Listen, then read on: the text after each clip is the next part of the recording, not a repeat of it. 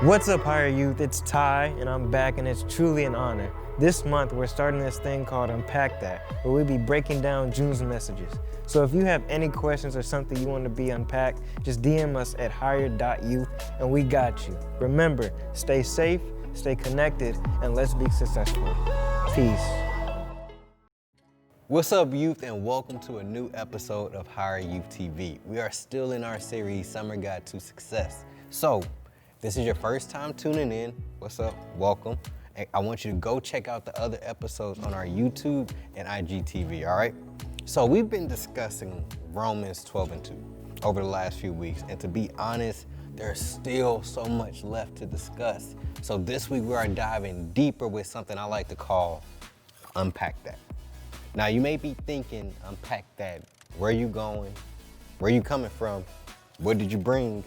And those are the right questions to ask. But instead, we are going to tweak them a little bit. So instead, our questions are, God, where are you going with this verse? What's all in this verse for me to see? Where were you coming from when this verse was written? These are the questions that we will answer over the next few weeks as we unpack God's word so that we can apply it to our everyday life and be successful. Now let's unpack this verse. Romans 12:2, and it says, do not conform to the pattern of this world, but be transformed by the renewing of your mind. Then you will be able to test and approve what God's will is, his good, pleasing, and perfect will.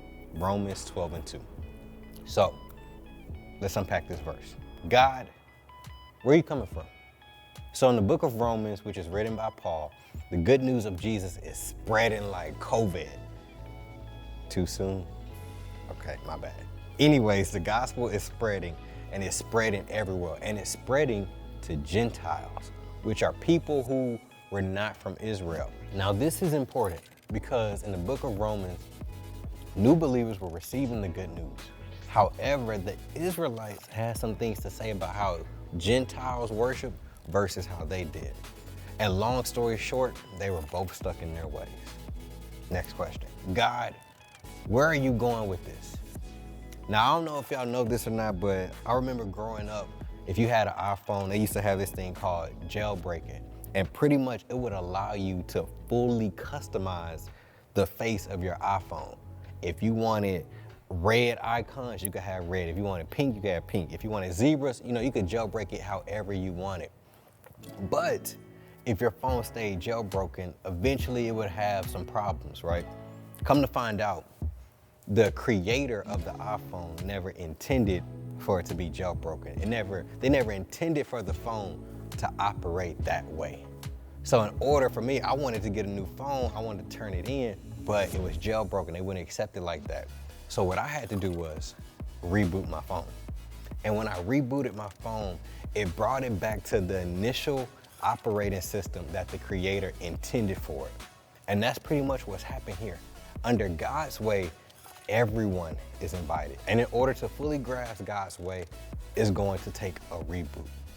Where we're going with this is no longer just the Israelites can worship Jesus, no longer just Gentiles can worship, but we all can worship Jesus. We can all be in this together. That's the picture of where we're going with this verse.